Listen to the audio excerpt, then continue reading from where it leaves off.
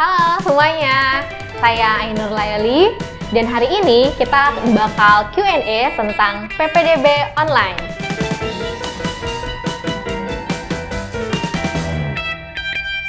Oke, PPDB itu apa sih? Sebenarnya PPDB itu ada kepanjangannya, penerimaan peserta didik baru.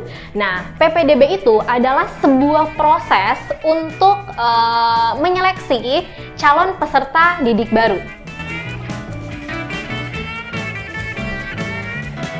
Oke, perbedaan PPDB tahun ini 2021 dengan PPDB tahun kemarin sebenarnya secara umum sama, tidak ada perbedaannya, sama-sama berbasis online, syaratnya juga masih sama, cuman ada sedikit perbedaan di syarat tertentu. Oke, PPDB itu ada 4 jalur. Pertama, itu ada jalur afirmasi. Apa itu jalur afirmasi? Jalur afirmasi ini jalur yang diperuntukkan untuk pertama, anak asuh panti. Yang kedua, itu ada anak dari nakes yang meninggal dalam penanganan COVID-19. Ada juga untuk penyandang disabilitas, anak dari pemegang kartu KJP, lalu anak dari pengemudi mitra Transjakarta. Nah, mereka ini yang boleh mengikuti jalur pertama, afirmasi. Yang kedua, itu ada jalur zonasi. Oke, jalur zonasi ini diperuntukkan atau dia dilihat berdasarkan pada kecamatan dan kelurahan si calon peserta didik baru. Dibatasi oleh kecamatan dan kelurahan. Jadi kita nggak bisa mungkin menyeberang dari kecamatan dan kelurahan yang sudah ditentukan, gitu. Yang ketiga, itu adalah perpindahan orang tua dan anak guru. Nah, jadi ketika ada yang mau pindah dari luar Provinsi DKI mau ke DKI, hanya boleh mengikuti di jalur yang ketiga. Lalu yang keempat, itu adalah jalur tahap 2. Jalur tahap 2 ini diperuntukkan atau akan dilaksanakan jika masih tersedia kuota dari jalur tahap 1, tahap 2, dan tahap 3. Kalau memang tidak ada sisa kuota, maka tidak dibuka gitu. Dan hanya akan dibuka tergantung sekolah yang tadi yang masih memiliki kuota. Jadi nggak akan semua sekolah membuka jalur tahap kedua. Oke, tadi kan kita bahas zonasi ya. Kita pengen tahu nih, kelurahan dan kecamatan kita itu boleh memilihnya sekolah mana aja sih? Zonasi atau kelurahan kita termasuk pada zonasi apa aja? Sekolah apa aja yang mungkin boleh dipilih? Nah, itu nanti saya akan tampilkan di video selanjutnya.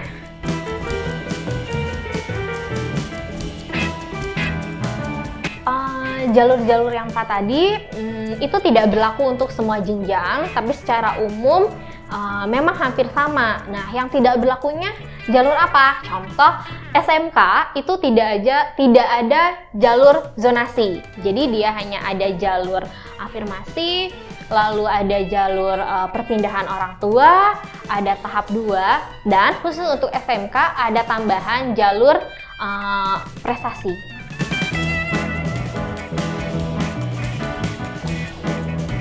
Oke, untuk syarat-syaratnya, secara umum setiap jenjang dari SD, SMP, SMA, termasuk SMK, secara umum ada 2 yang sama. Pertama, calon peserta didik baru yang mau mendaftar harus termasuk atau harus sudah terdata dalam kartu keluarga DKI minimal 1 tahun sebelum pendaftaran. Yang kedua, calon peserta didik baru harus memiliki akta kelahiran. Itu yang secara umum. Nah, lalu untuk syarat khususnya apa? Untuk syarat khususnya, setiap jenjang memang berbeda. Pertama, dari SD. Nah, syarat khususnya itu adalah usia. Untuk SD, berarti dia usianya minimal 7 tahun. Ketika mau masuk SD, berarti harus 7 tahun ya. Dan dia sudah lulus TK. Lalu untuk SMP, berarti sama usianya itu paling tinggi 15 tahun dan dia harus dinyatakan lulus SD. Nah, untuk SMA dan SMK usianya paling tinggi atau maksimal itu 21 tahun dan dinyatakan lulus dari SMP.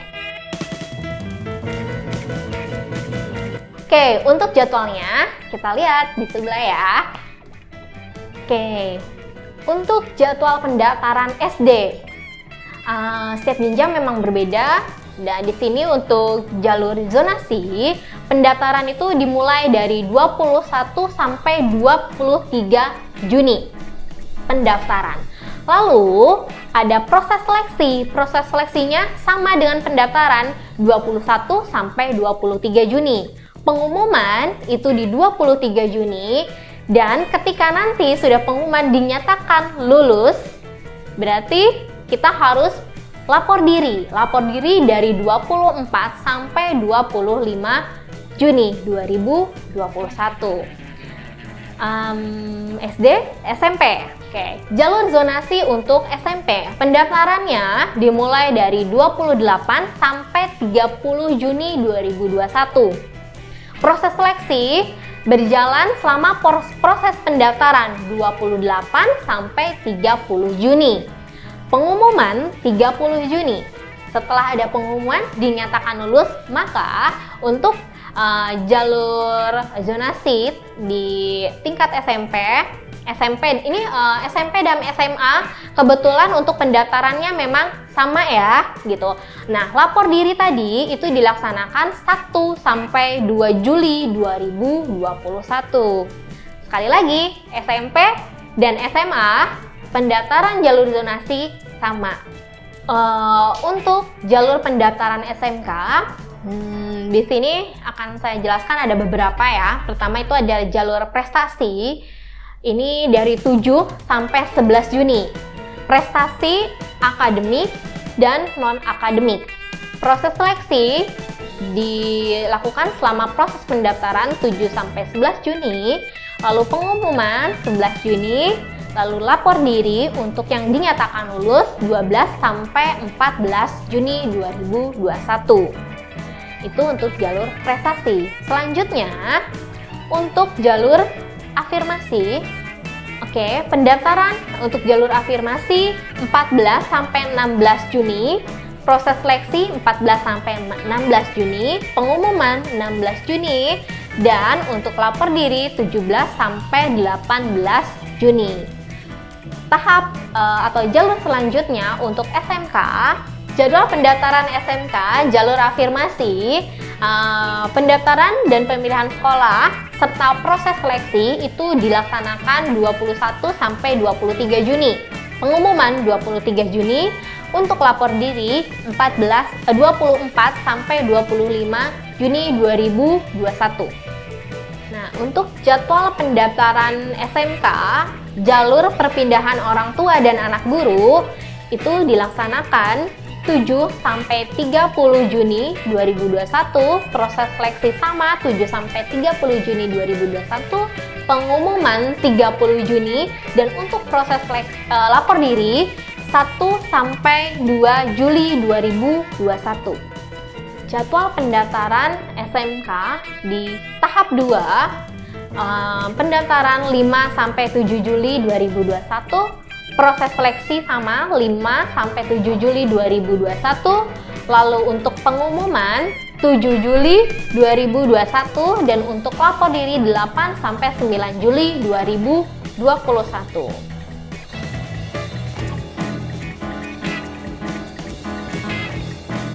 Oke, yang tadi kita berbicara tentang PPDB DKI Jakarta. Nah, untuk PPDB di luar DKI Jakarta itu pasti ada perbedaannya gitu ya. Minimal perbedaannya itu dari segi waktu pelaksanaan. Untuk info lebih lanjut, PPDB di luar DKI Jakarta bisa dilihat di description box di bawah ini ya. Silahkan dicari.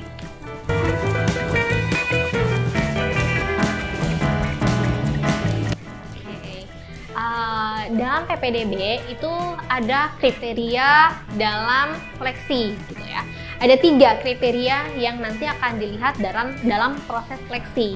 Pertama, itu adalah usia calon peserta didik yang mendaftar. Usia dari yang tertua diurutkan ke yang termuda. Yang kedua, pilihan sekolah. Nah, pilihan sekolah, info ya, untuk pilihan sekolah itu boleh memilih 3 sekolah yang berbeda.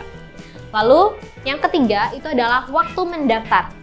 Usia, pilihan sekolah, dan waktu itu adalah kriteria seleksi PPDB 2021.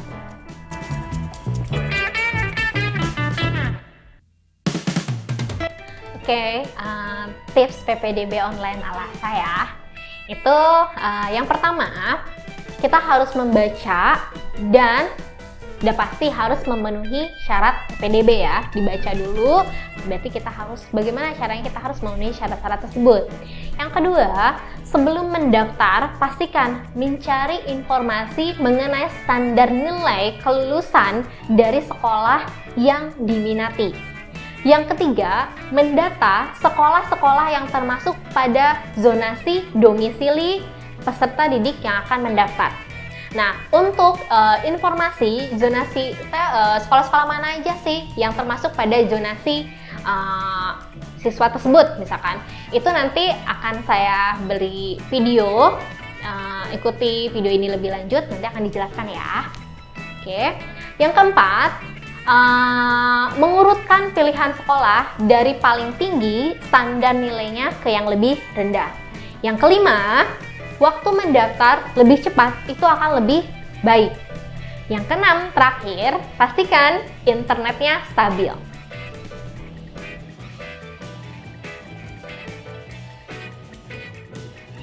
Oke, kita lihat ya link PPDB DKI Jakarta. Oke, untuk tutorial pendaftaran, membuat akun, dan mengetahui bagaimana sih kita pengen ngelihat zonasi, saya akan coba tunjukkan ya. Nah, pertama berarti kita harus masukkan linknya. Link untuk website resminya, yaitu di sini ya.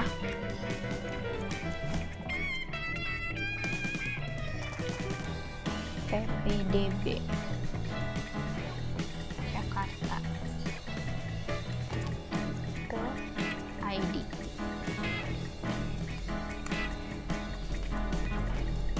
Oke, ini untuk link resmi PPDB yang digunakan. Nah, kalau kita lihat di sini ada beberapa jenjang. Ada jenjang SD, ada SMP, ada juga untuk SMA dan SMK. Saya akan contohkan untuk SMA. Nah, untuk SMA berarti tinggal kita klik aja di sini. Klik yang sekolah menengah atas atau SMA. Oke. Bagaimana sih sebelum kita mendaftar? Pertama, berarti kita harus ajukan akun. Di mana? Ajukan akun atau membuat akun ya. Di sini kita tinggal klik aja di samping dari SMA kan ya, di sini ajukan akun, klik ajukan akun. Nah, di ajukan akun ini ada beberapa data dari peserta didik baru atau calon peserta didik yang mau mendaftar ke SMA, itu yang harus diisi. Nah, ini di sini formulir data harus sesuai dengan Sidanira. Ini apa? Ini sebenarnya data yang sudah diberikan dari sekolah, jadi nanti harus sama gitu ya. Sekolah mana? Itu dari sekolah asal, berarti dari SMP gitu. Oke, nah setelah diisi, nanti tinggal dilanjutkan aja. Di sini ada lanjutkan.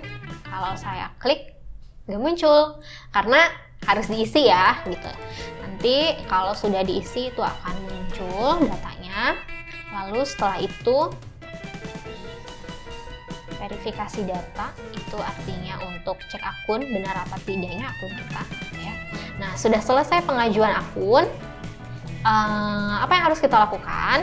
Itu adalah cetak ajuan akun. Jadi akun yang setelah kita bikin tadi itu harus dicetak ya. Cetak akunnya di mana? Di sini di bawah ajuan akun itu ada cetak ajuan akun. Oke, seperti ini. Nanti tinggal diisi aja dan cari akun ya.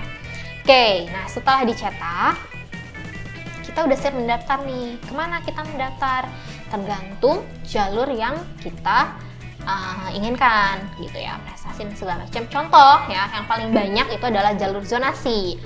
Oke, di sini kita klik jalur zonasi untuk daftar. Kemana? Klik di daftar sini ya, daftar.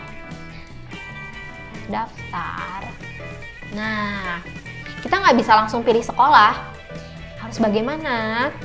Nah, kita harus aktivasi akun yang sudah kita buat tadi gitu ya.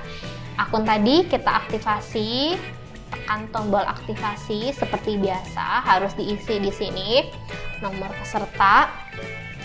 Oh iya, ajuan akun tadi kita akan mendapatkan token, ya kan? Token dan token atau pin gitu. Nah, tadi token dan pin itu dimasukkan lagi ke sini. Gitu. Lalu setelah itu kita bisa cari akun atau mau langsung login juga nggak apa-apa. Kalau tidak langsung login, berarti nanti tinggal keluar lagi aja. Setelah diaktifasi, nanti baru masuk login. Nah, seperti biasa nanti akan seperti ini, diminta nomor peserta, diminta password, diminta kode keamanan, baru login. Untuk apa login ini? Login ini untuk memilih sekolah, gitu ya. Oke. Nah, berarti kita udah selesai nih. Kita sudah memilih sekolah gitu. Lalu kalau sudah pilih sekolah, kita harus ngapain gitu? Daripada kita nggak tahu gitu kan, kita ada di urutan mana, di sekolah mana, enak ya. Sekarang bisa kita akses di sini. Tinggal kita klik aja. Ada seleksi. Nah, di sini kita bisa ketahuan kita ada di urutan keberapa di sekolah 1, 2, atau 3 gitu kan. Yang sekolah-sekolah yang tadi kita udah masukin kan, ada 3 sekolah yang harus kita maksimal yang kita pilih ya. Sekolah pilihan 1, pilihan kedua, pilihan ketiga. Nah, kita tuh data kita udah ada di mana nih? Kita nyangkut di pilihan 1, pilihan kedua, atau pilihan ketiga nih untuk saat itu pengecekan ya. Nah, bisa lihat di sini. Tapi nggak ada ya. Karena halaman ini baru dapat diakses itu pada tanggal 28 Juni. Jadi memang diaksesnya itu pas pendaftaran nanti gitu. Kalau sekarang itu masih belum bisa diakses gitu. Oke. Nah, karena kita mencontohkan jalur zonasi ini kan berdasarkan kecamatan dan kelurahan. Nah, kita pengen tahu sekolah mana aja sih yang memungkinkan bagi kita. Misalkan saya ada di kelurahan A, di kecamatan A, sekolah mana aja yang bisa saya pilih gitu. Nah, itu bisa kita lihat di mana? Di sini ada aturan dan prosedur. Tinggal kita klik, lalu klik lagi daftar unduhan. Di sini sebenarnya ada banyak ya, ini juknisnya. Ada juknis 1, 2, 3, 4, 5. Nah, kita yang kelima nih. Daftar zona sekolah pada PPDB 2021. Yang lainnya kalau mau dilihat juga nggak apa-apa. Ini harus di-download dulu, diklik di sana. Nah, di sini kita bisa tahu kelurahan A. Nah, ini untuk yang SD, kelurahan A, kecamatan A, sekolah mana aja. Untuk SMA, ini tinggal di scroll sampai bawah aja. Terus sampai bawah, ini masih SMP. Nanti kita bakalan tahu kita kemana aja sih gitu ya. Sekolah mana? Kalau ini untuk SMP, di sini ada sekolahnya dulu, alamatnya di mana, lalu RT mana aja atau kecamatan mana aja yang boleh untuk mendaftar di sekolah tersebut gitu ya. Untuk SMA ini masih loading sepertinya. Nah, iya. Ini udah. Ini ada di beberapa slide di bawah. SMA. Oke, ini tinggal dilihat aja. Lalu apalagi kita pengen lihat nih. Sekarang kan sebenarnya tahun sekarang tuh nggak ada mainan nilai ya. Jadi apa sih tadi untuk kriteria seleksinya itu adalah usia. Usia itu yang pertama. Kita pengen lihat nih usia terendah di SMA tersebut, di SMA misalkan SMA A gitu ya. itu set rendahnya berapa sih yang masuk di sana, yang tertingginya berapa, itu bisa kita lihat di mana? Di sini cek arsip tahun lalu, tinggal kita klik arsip tahun lalu. Kayak gimana? Masuk lagi jenjang sekolahnya, sekolah SMA. Ini balik lagi ya. Besar, misalnya zonasi. Lalu kita ke atas. Ada daftar seleksi yang tadi sampingnya paling ujung. Ini statistik ini hanya ada di arsip tahun lalu. Klik untuk statistik. Nah, ini bisa kelihatan nih, misalkan untuk SMA Negeri 1 di IPA-nya usia terendahnya berapa, usia tertingginya berapa, terus rata-rata yang masuk itu berapa tahun sih gitu ya. Ya, itu bisa kita lihat. Nah, lalu tadi berarti harus ngelihat nilai. Sebenarnya kalau nilai rata-rata, kalau masuknya di jalur zonasi itu memang tidak diperhitungkan. Tapi kalau mau daftar di jalur prestasi, berarti itu bisa kita lihat nih. Klik prestasi, statistik. Prestasi di sini yang ada nilainya berarti yang akademik ya. Untuk IPA, untuk IPS nilai tertinggi nilai rata-rata gitu. Oke. Nah, berarti tadi sekolah itu kan harus diurutkan dari nilai yang tertinggi. Artinya mungkin sekolah yang memang favorit tapi yang tetap berada di zonasi ya, gitu kan. Diurutkan dari yang paling favorit ke yang di bawahnya gitu. Oke. Tadi itu adalah Q&A mengenai PPDB Online 2021. Jika ada pertanyaan, silakan tulis di kolom komentar. Jangan lupa subscribe YouTube SG. Terima kasih. Sampai jumpa.